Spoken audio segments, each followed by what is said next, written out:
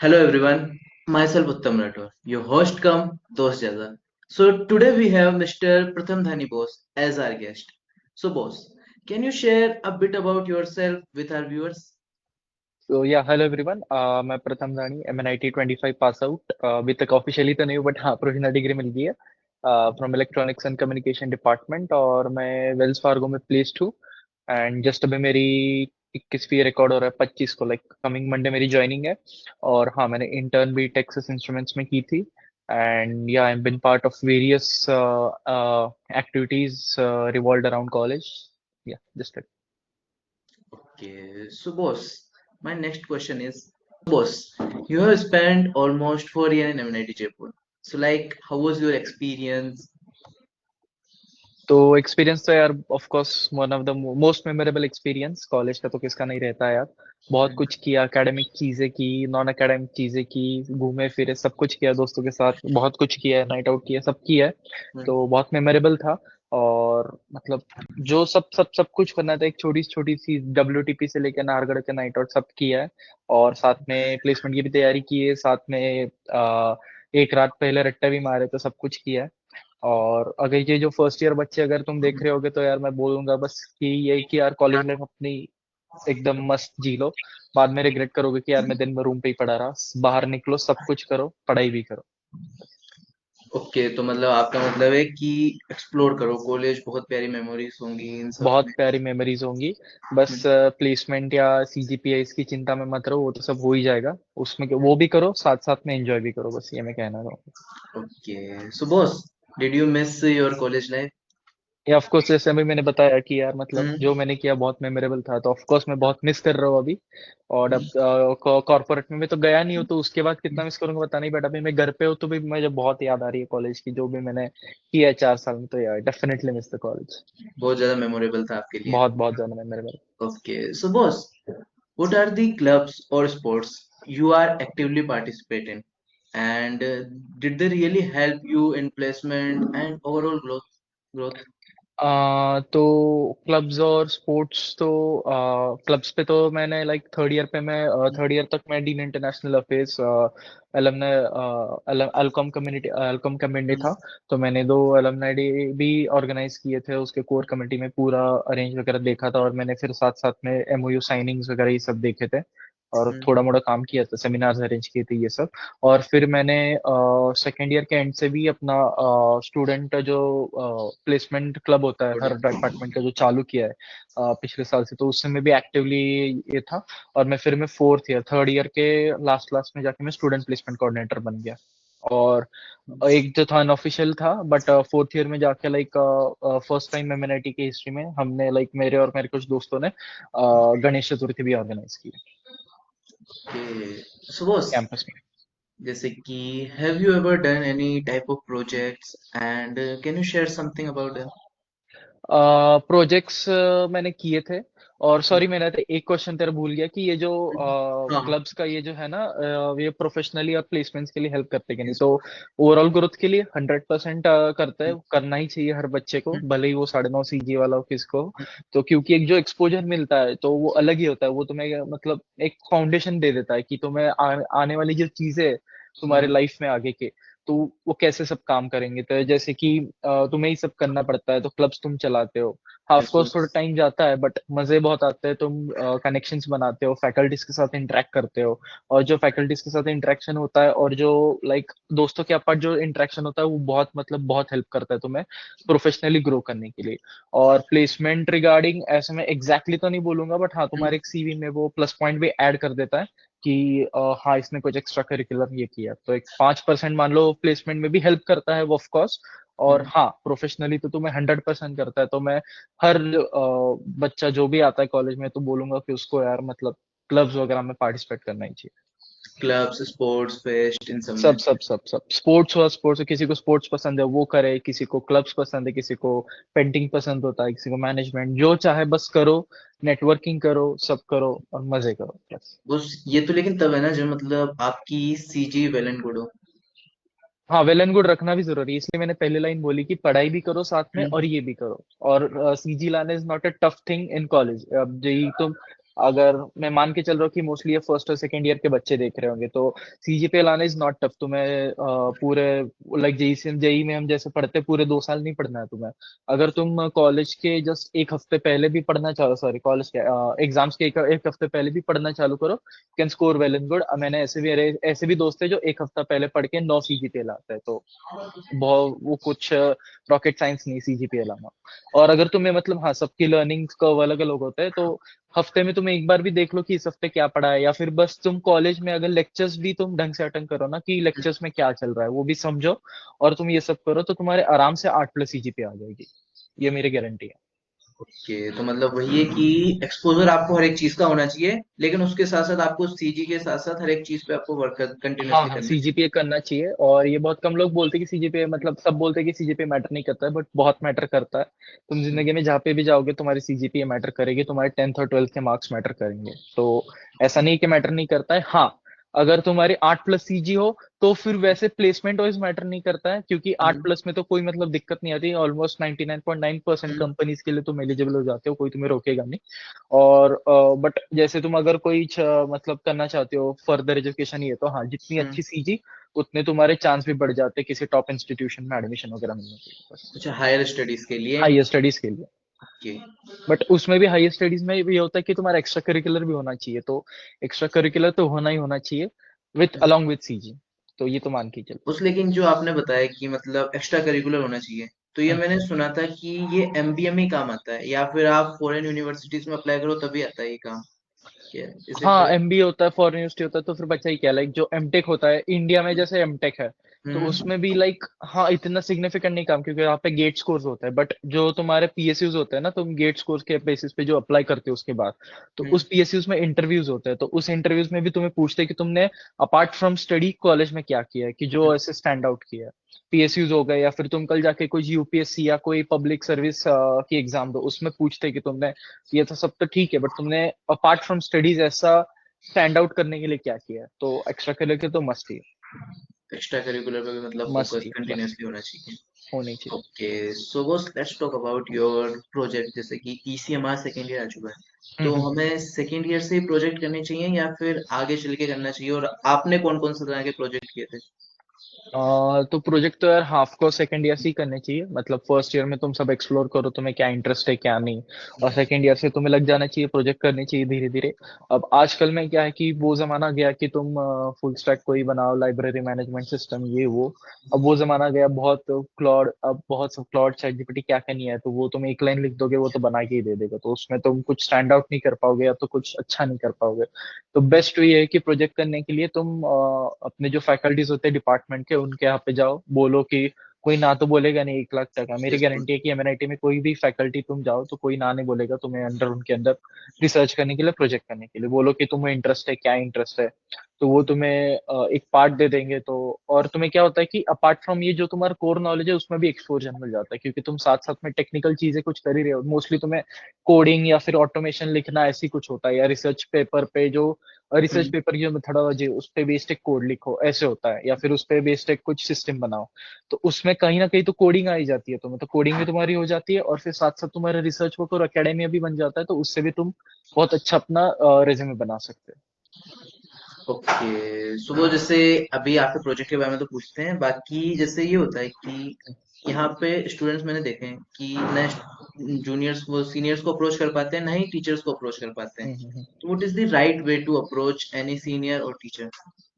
Seniors के तो यार ऑफ कोर्स थ्रू क्लब्स, या तो तुम्हारी जो तुम हॉस्टल में रहते हो, जब साइड में तो सीनियर्स रहते ही है, उनके पास जाओ, उनके साथ इंटरेक्ट करो, पूछो उनसे क्या कैसे होता है ये, क्योंकि तुम खुद से बात नहीं करोगे तो कुछ होगा नहीं। अब मेन है तो कि तुम्हें खुद तो कुछ एफर्ट डालना ही पड़ेगा, वो तो मस्ट है। कोई तुम्हें खुद से आके आगे से आके बोलेगा नहीं कि हाँ भाई क्या हाल है तेरा, ये वो।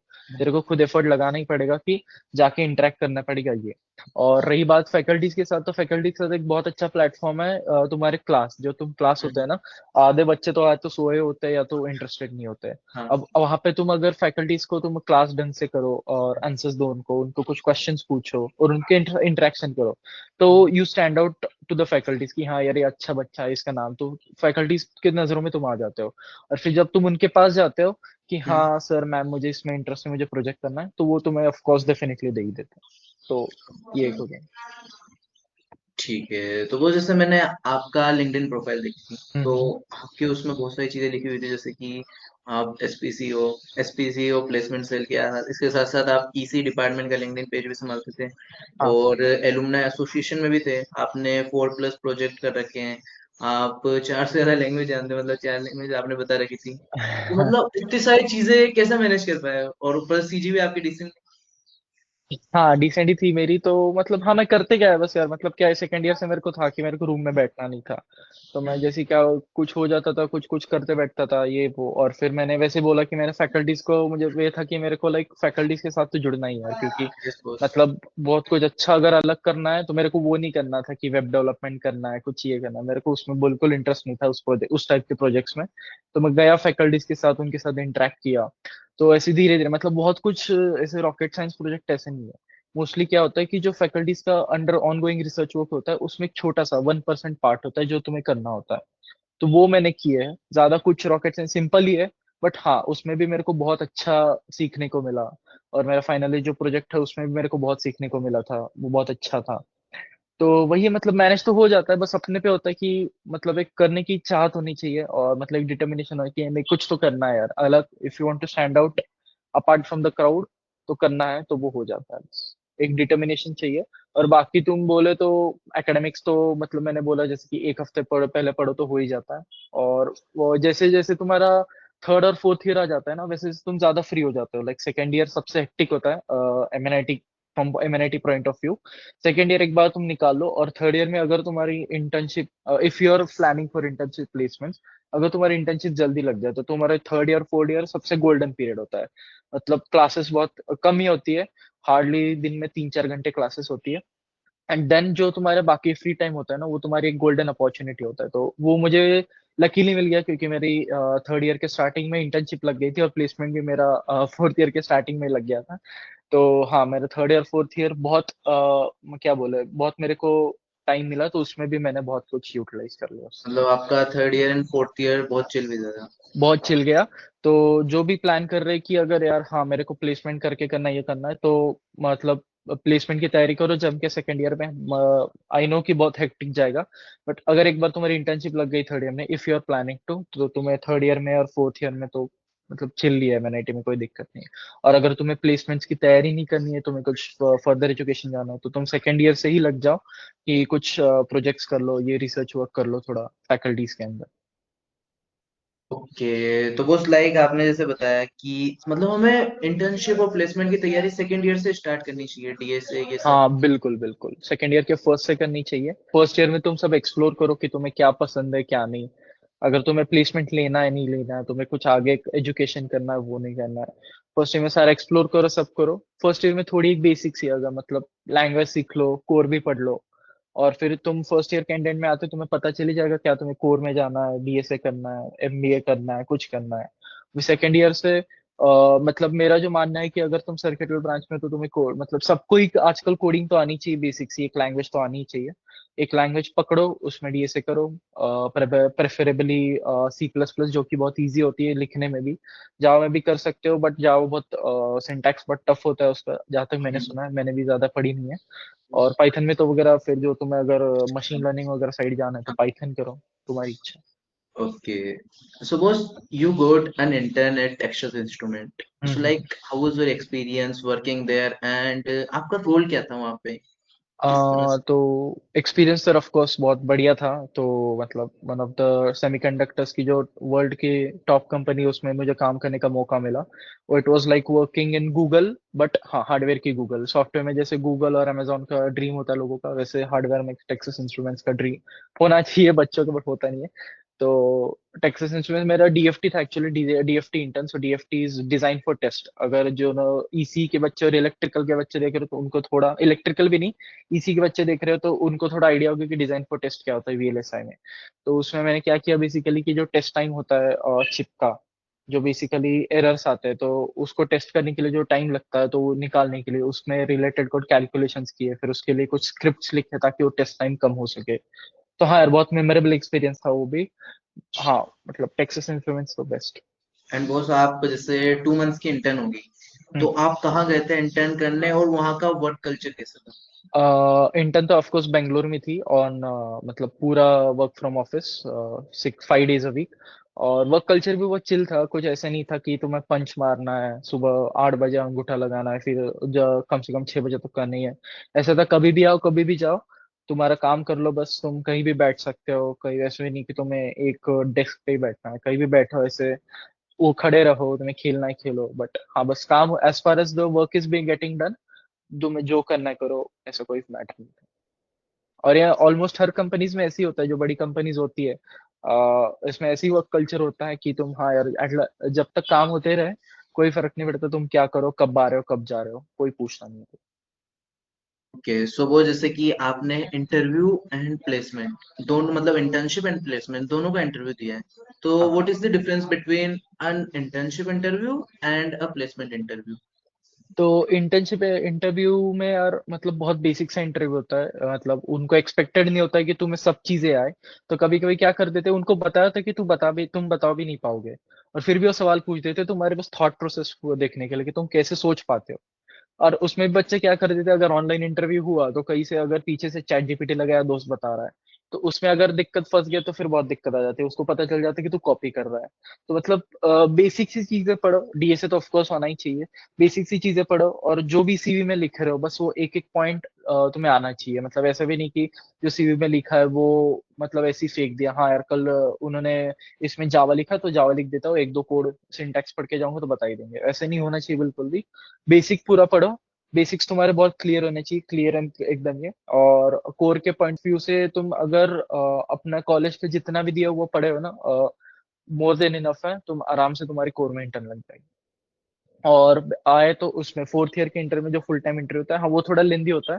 जैसे कि इंटर्नशिप के इंटरव्यू होते हैं वो हार्डली एक या दो राउंड होते हैं, एक टेक्निकल और या दो टेक्निकल मैक्सिमम और एक एचआर। और जो जैसे फुल टाइम में आते हो तो हाँ वो बढ़ जाता है ऑफकोर्स, 3 टेक्निकल 4 टेक्निकल, और जहाँ तक कि 5 टेक्निकल भी, आप हमारे कैंपस में एक बार 5 टेक्निकल राउंड भी हुए थे, और फिर एचआर होते हैं, तो राउंड्स बढ़ जाते हैं ऑफकोर्स, क्योंकि तुम्हारा वो एक्सपेक्ट करते हैं कि तुमने अब सब पढ़ ही लिया है। और बेसिक्स ही पढ़ लिया, ऐसे भी नहीं कुछ बहुत कुछ तुम्हें रॉकेट साइंस पढ़ा, बट हाँ तुम्हारे बेसिक्स सारे क्लियर होने ही चाहिए। और अपार्ट फ्रॉम डीएसए परफेक्ट आना चाहिए, और ऐसे नहीं कि तुम एसडी का इंटरव्यू दे रहे हो तो तुम्हें ईसी का भी नहीं, बहुत से मैंने बच्चे देखे, मतलब इंटरव्यूज देखे, मैं प्लेसमेंट कोऑर्डिनेटर रहा हूँ, उनको एसडी के इंटरव्यू में कोर के क्वेश्चंस पूछे, तो तुम्हारे वो भी बहुत मतलब एक पॉइंट तक होने ही चाहिए क्लियर, कि तुम सामने वालों को कन्विंस कर सको कि हाँ मेरे को कोर भी आता है। ये तो बॉस, ये तो ईसी वालों के लिए थोड़ा नेगेटिव पॉइंट हो गया। इसी लाइक नहीं सभी के लिए हो, क्योंकि अरे वो क्या करते हैं बेसिकली, उनको उनको भी खुद इतना आइडिया नहीं होता, वो तुम्हारी थॉट प्रोसेस देखना चाहते हो, तुम कैसे सोच रहे हो, तुम क्या तुम्हारा मतलब दिमाग कैसे चलता है, वो बस देखने के लिए होता है। और हाँ तुम्हारे एसडी पॉइंट ऑफ व्यू से देखो तो तुम्हें सिस्टम डिजाइन वगैरह बेसिक्स आनी चाहिए, एक लैंग्वेज परफेक्ट आनी चाहिए, डीप में आनी चाहिए, और तुम्हारा डीएसए तो अच्छा होना ही होना चाहिए।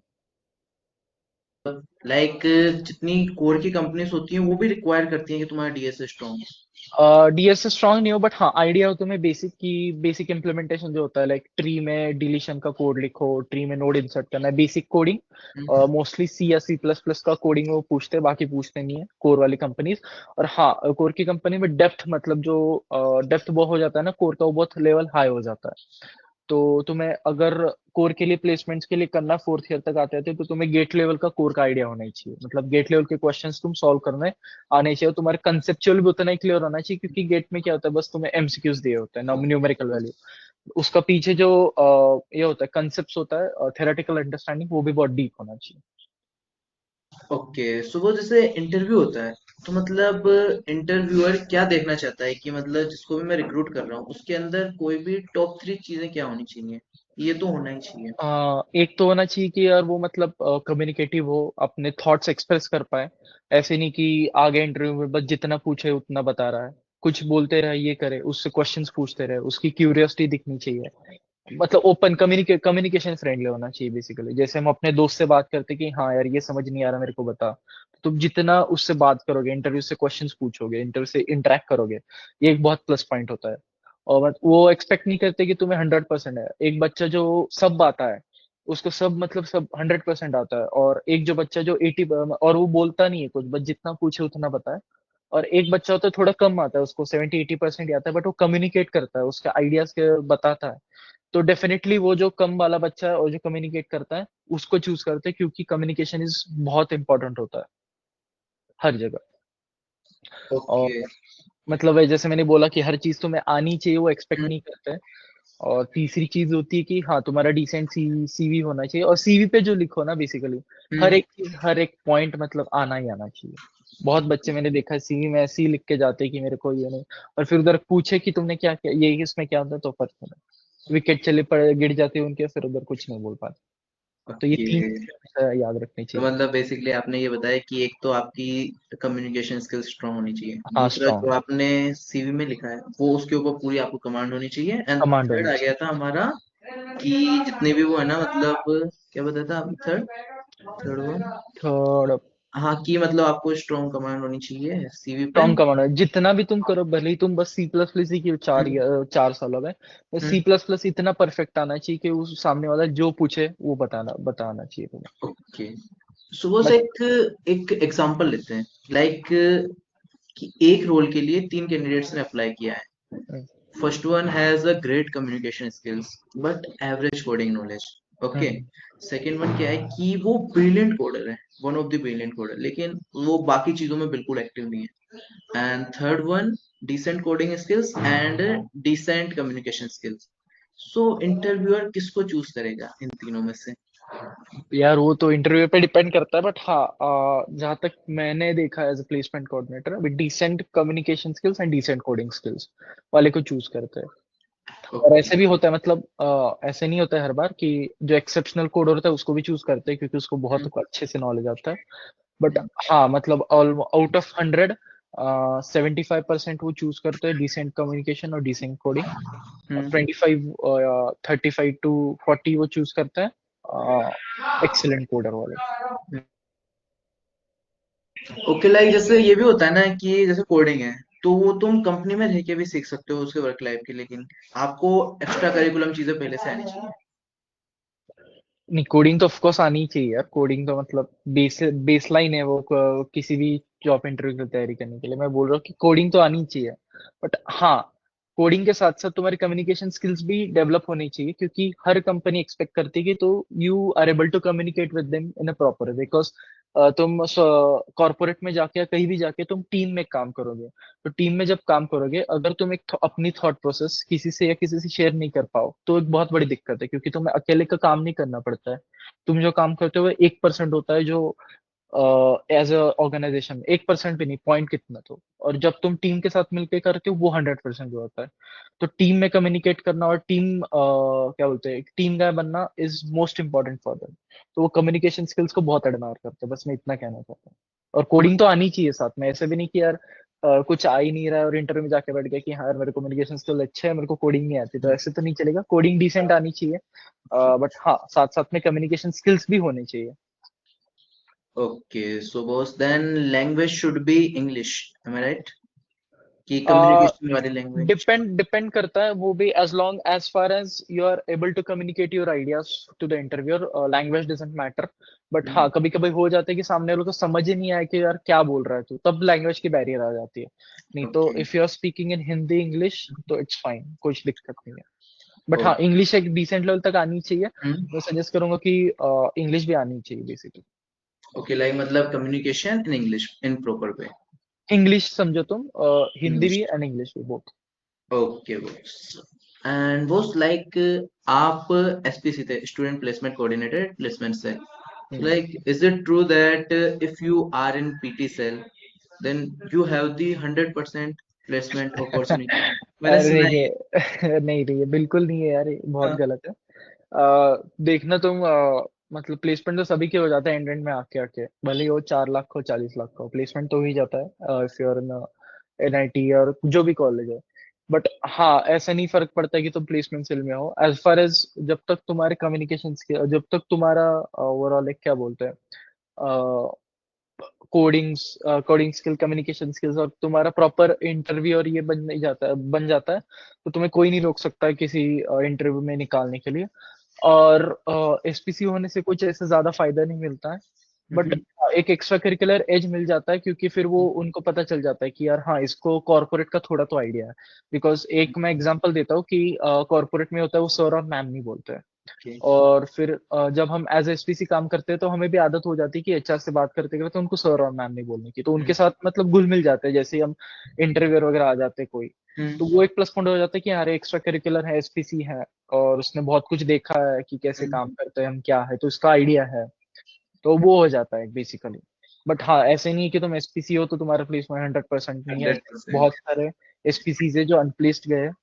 मतलब मेरे मेरे साथ वाले एसपीसीज तो ऑलमोस्ट 100% प्लेस थे। बट हाँ, तुम्हारा पास डेटा देखना तो एसपीसीज भी अनप्लेस्ड गए, ऐसे कुछ नहीं। Okay. All depends on your skill set and your ability to as the interviews and as the coding tests और online assessments whatever. Okay, so वो जैसे कि if I want to be student placement coordinator, so like process क्या होता होगा उसका, interview या anything? Interview होता है यार। अब अभी तक का तो मुझे लेटेस्ट पता नहीं, मेरे टाइम तो इंटरव्यू हुआ था। और मैं मोस्टली बेसिक तो होना चाहिए कि तुम प्लेसमेंट क्लब के मेंबर होने चाहिए। बेसिक क्राइटेरिया तो वो है। और फिर उधर से तुम्हारा इंटरव्यू हो जाता है, और इंटरव्यू तुम्हारा अच्छा गया तो सिलेक्ट कर लेते हैं। और कुछ नहीं, बेसिक है। और हाँ, इतना ही है यार, और क्या। ओके। एंड बॉस, लाइक कि सभी को चाहिए कि मेरे अच्छी कंपनी में एक अच्छा पैकेज लगे, सो आप कोई एडवाइस देना चाहोगे क्योंकि आपने इंटरव्यू एंड प्लेसमेंट दोनों राउंड्स क्लियर करे, तो कोई हाँ, एडवाइस? एडवाइस तो एक है कि यार मतलब बहुत बच्चे क्या करते हैं, वो सीटीसी देखते हैं। तो सबसे पहली बात तो सीटीसी नहीं देखना चाहिए। कंपनी का प्रोफाइल क्या है, जॉब डिस्क्रिप्शन क्या है, वो भी देखना चाहिए तुम्हें सूट करता है कि नहीं। क्योंकि बाद में जब जाके 3-4 साल में तो तुम देखोगे कि सब एक ही जगह है। जो पहले 6 या 3 लाख, 6 जो भी है, लो सीटीसी पे था, वो आज भी उधर मेहनत करके उधर भी है। और जो कैंपस से 40-50 लाख के लगा था, वो आज भी जाके उधर ही है। तो मेन है तुम्हारा रोल, तुम्हें किस में एंजॉयमेंट होगा, कि बाद में जाके ऐसा ना है कि यार क्या ले लिया मैंने, क्यों ये रोल ले लिया, पैसों के लिए मैं कुछ भी कर रहा हूँ, ऐसे ना हो। तुम्हें रोल पहले देखना चाहिए बहुत अच्छा क्या इंजीनियरिंग चूज करते हुए होता है जैसे। है। इंजीनियरिंग तो वो भी है, देख लो, वो सबकी अपनी अपनी राय होती है। बट हाँ, तुम्हें बेसिक पहले देखना चाहिए कि रोल क्या है। मैंने बहुत से मेरे बैच में देखे, जूनियर्स भी देखे, कि ऐसे होता है कि यार मतलब हाँ, सीटीसी है ना, तो चलो बाद में देख लेंगे क्या करना है, पहले सीटीसी बढ़िया तो उसको पहले भरते थे। ऐसा नहीं होता है। बहुत सी कंपनीज जो होती है वो डिसेंट सीटीसी देती है, बट उसमें लो रिस्पॉन्सेज होते हैं, क्योंकि हाँ यार सीटीसी कम है। तो वो बहुत गलत है, और बच्चों को वो समझ आना चाहिए कि यार सीटीसी इज नॉट एवरीथिंग। बस वो एक है। बाकी हाँ, मतलब बाकी सब ठीक है यार, बच्चे देख लेंगे कि क्या कोडिंग करना है क्या नहीं, वो तो सब कर ही लेंगे, उसमें कोई नई बात नहीं। ओके। एंड बॉस, एक तरह का ही क्वेश्चन है कि जैसे बहुत सारे कहते हैं कि अगर किसी का मेरा पैकेज लग गया 70-80 ऐसे लग गया, ठीक है, हम्म। एंड एक का लगा है 10 to 20, तो एक लिमिट के बाद उसे क्या मेहनत करके वो उसको क्रॉस कर सकता है, ऐसा होता है ऑफ कोर्स, मतलब? मैं वही बोला ना अभी। तुम 4 साल बाद देखो, जैसे कि आजकल में क्या है ना, एज अ फ्रेशर तुम्हें जॉब मार्केट में एंट्री लेना बहुत डिफिकल्ट है। Yes but boss. एज तुम वही 2-3 साल बाद देखो, इफ यू आर अ 2-3, मतलब 2-3 साल का तुम्हें एक्सपीरियंस है, तो स्विच मारना इज नॉट टू टफ। बाकी जाके तुम देखोगे स्विच मारना उतना डिफिकल्ट नहीं होता है जितना डीएसए। क्योंकि क्या होता है, इधर एक रैंडम अनसर्टेनिटी होती है, क्योंकि पता नहीं होता है कि किस बेसिस पे शॉर्टलिस्ट करते हैं स्टूडेंट्स को। Yes boss. मतलब ऐसे हुआ कि बहुत सी बार ऐसे होता है कि यार हाँ, उसके तो 1.5 क्वेश्चन होता है, मैंने तो सारा क्वेश्चन किया था, मैं नहीं शॉर्टलिस्ट हो, वो हो गया। पता नहीं किस बेसिस पे करते हैं, रिज्यूमे और ऑनलाइन असेसमेंट का स्कोर उस पे मिक्स पे करते हैं, सीजी पे कर किस पे करते हैं अपने को नहीं पता होता है। और उधर भी उधर अनसर्टेनिटी हो जाती है। बट तुम उसमें जाओ तो तुम्हारा ओए तो होता ही नहीं है। मतलब जहां तक मैं भी देखा हूँ, ओए भी होता है, और सीवी शॉर्टलिस्टिंग है। तुम्हारा एक्सपीरियंस पे ही तुम स्विच मारते हो, मतलब तुम्हारे एक्सपीरियंस पे ही तुम्हें डायरेक्ट शॉर्टलिस्ट कर लेते हैं। इंटरव्यू होते हैं, हाँ, 7-8 राउंड के इंटरव्यू होते हैं। बट हाँ, अगर तुम मेहनत करते रहो तो ऑफ कोर्स स्विच मारते हो। मैंने बहुत सारे सीनियर्स हैं मेरे, मतलब मेरे कांटेक्ट में, मैंने देखा है कि वो मतलब इतने अच्छे पैकेज से नहीं चार्ट किए थे, बट हाँ, आज वही वही लेवल पे जो आज एक 30-40 लाख का कैंपस प्लेसमेंट वाला था। ओके। एंड बॉस, एक मेरा वो एक सवाल है कि एमएनआईटी के प्लेसमेंट स्टेट्स कैसे गिरते जा रहे हैं, मतलब कंपनीज भी आना कम प्रेफर कर रही है आ, इस तरह? अब वो मेरे को इस साल का तो आइडिया नहीं है, 2020 से, हम्म। क्योंकि मैं पास आउट हो गया। हम्म। 2025 में डिसेंट प्लेसमेंट हुए थे, एटलीस्ट इन सर्किटल ब्रांचेस। और मैकेनिकल का तो बेस्ट प्लेसमेंट हुआ था इन टर्म्स ऑफ कोर। तो हाँ, मतलब प्लेसमेंट में 2025 में दिक्कत नहीं थी। हाँ, दिक्कत हम्म क्या हो रही थी कि कंपनीज तो बहुत आ रही थी, बट हाँ सब दो एक दो बच्चे लेके जा रहे थे, तो हमें मोस्टली फीडबैक क्या मिल रहा था कि बच्चों के कम्युनिकेशन स्किल्स बहुत खराब है। तो ये हमने कन्वे भी बहुत किया था बच्चों को कि तुम जाके उधर थोड़ा कम्युनिकेट करो, ये करो। बट हाँ वो जो था वो था, अब क्या ही कर सकते हैं यार। बट हाँ प्लेसमेंट तो डिसेंट ही हुआ था। और जहाँ तक हम्म इसी बैच का मेरे को याद है, 2025 का ऑलमोस्ट 86-89 प्लेसमेंट्स हुए थे आउट ऑफ 102-103 रजिस्टर्ड। नंबर्स तो बहुत डिसेंट थे। बट हम्म हाँ तो वो तो अपने हाथ में नहीं है। अपने हाथ में क्या है कि बच्चों के हाथ में क्या है कि यार मतलब तुम मेहनत करते रहो। वो तो एक एमएनआईटी तो बहुत रेप्यूटेड इंस्टीट्यूट है, तो कंपनीज तो आती ही रहेंगी। तो आई एम डेफिनेटली श्योर कि हम्म कंपनीज आना कभी रुकेंगी नहीं। कंपनीज आएंगी, भले ही देर से आएंगी। और अभी तुम्हें मतलब अभी अगर फोर्थ ईयर वाले देख रहे होंगे, अगर तुम्हें लग रहा होगा हम्म, कि अभी कंपनीज नहीं आ रही है, तो अभी यार सितंबर अक्टूबर में बहुत हेक्टिक सीजन जाने वाला है। ओके। बहुत सी एकदम से कंपनीज आएंगी क्योंकि हायरिंग सीजन स्टार्ट हो जाता है उधर। हाँ। बहुत सी कंपनी है उसका, तो तुम्हें टाइम नहीं लगेगी, एक दिन में तुम चार चार पांच पांच हुए दोगे। तो हम्म हिम्मत मत हारो, बस करते रहो। हम्म, और स्टैट्स की चिंता मत करो, मेरे हिसाब से तो मेहनत कर, अगर तुम मेहनत कर रहे हो on campus off campus referral से कहीं से भी तुम्हारा हो ही जाएगा। लाइक वही है कि मेहनत करना मत छोड़ो, और जैसे मान लो किसी की इंटर्न नहीं लगी, तो क्या उसका मतलब ये है कि वो प्लेसमेंट में भी कोई अफेक्ट करेगी उस चीज को? नहीं नहीं नहीं, बिल्कुल ऐसा नहीं है। मैंने अभी भी तुम एग्जांपल देख रहे होगी जिसकी इंटर्न नहीं लगी होगी, उनके प्लेसमेंट हो, बहुत अच्छे अच्छे प्लेसमेंट होते हैं। तो हम्म ऐसे जरूरी नहीं कि इंटर्न लगना ही is what we can say end of the placements. Fourth year में भी बहुत अच्छी कंपनीज आती है। और मेरे यहाँ पे भी जिनकी इंटर्न नहीं लगी थी, वो फोर्थ ईयर में जाके उनके बहुत अच्छे अच्छे प्लेसमेंट, ओरेकल में प्लेस हुए थे, वीजा में प्लेस्ड हुए थे, गूगल में प्लेस्ड हुए थे। तो बहुत अच्छी अच्छी कंपनीज में थे, ऐसे कोई नहीं। और ये मैंने जो तीनों नाम लिए, तीनों के ऐसे स्टूडेंट सिलेक्ट हुए थे जो जिनकी कोई इंटर्न नहीं लगी थी। जिनकी कोई इंटर्न भी नहीं थी। इंटर्न नहीं लगी थी on campus. Okay. And boss, like मेरा ये क्वेश्चन था कि मतलब ऐसी कौन सी चीज है, जैसे आप अभी 23 प्लस हो गए होंगे, ठीक है? तो लाइफ की सबसे बड़ी जो लर्निंग क्या थी आपकी, and what makes you different from others? अब what makes me different from others, तो यार अब पता नहीं क्या डिफरेंट है। वो तो जैसे इंटरव्यू में पूछते हैं ना नॉर्मली। हाँ हाँ हाँ। तो हाँ। एक तो है कि यार what makes you different from others is your ability to hard work from others.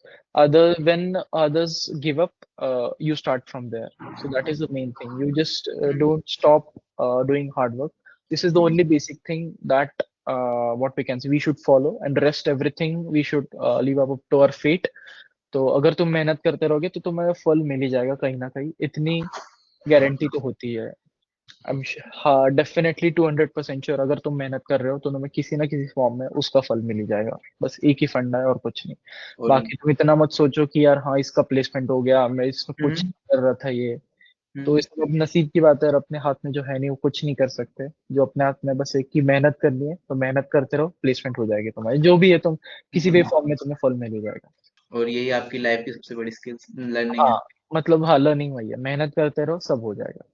Okay boss, and last question is, what do you think कि मतलब कि एमएनआईटी में कहाँ कहाँ इम्प्रूवमेंट की जरूरत है, एंड मैं या हम कैसे उसे इम्प्रूव कर सकते हैं ताकि हमारे जूनियर्स उससे सफर ना हो?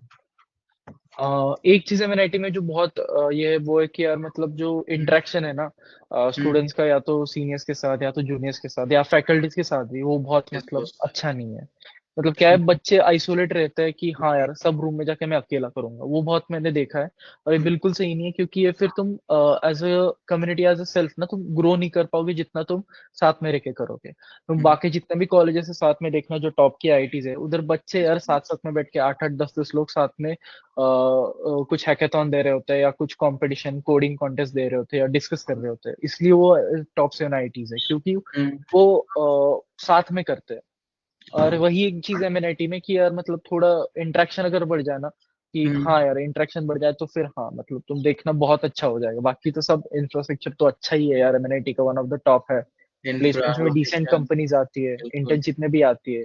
यस। तो जो सब अपने हाथों में नहीं है वो तो नहीं कर सकते, वो है कि इंटरेक्शन बढ़ाओ, बाकी सब हो जाएगा। एंड बॉस, मैंने ये भी देखा है कि जैसे मैं अभी किसी भी सीनियर को या प्रोफेसर को अप्रोच करता हूँ ना, हम्म। मतलब नेक्स्ट लेवल, कोई भी मना नहीं करता किसी भी चीज से रिलेटेड, ऑफ और बल्कि कोर्स नहीं, सपोर्ट क्यों करता करेगा, करे तुम जाओ है। तो मैंने वही बोला कि खुद को जाना पड़ेगा, अब एक स्टेप खुद को लेना पड़ेगा। हाँ मैंने मानता हूँ कि कुछ लोग होते हैं इंट्रोवर्ट होते हैं, बट यार हाँ वही है कि एक बोलते हैं ना कि अंडे से निकलने के लिए यही स्टार्टिंग फेज होती है, बहुत टफ होता है स्टार्टिंग में। हाँ, पर एक बार तुम कोशिश कर लो और एक बार तुम निकल जाओ तो आगे के मतलब सब स्मूथ है, इसलिए इंटरेक्शन करना बहुत मतलब बहुत इंपॉर्टेंट है।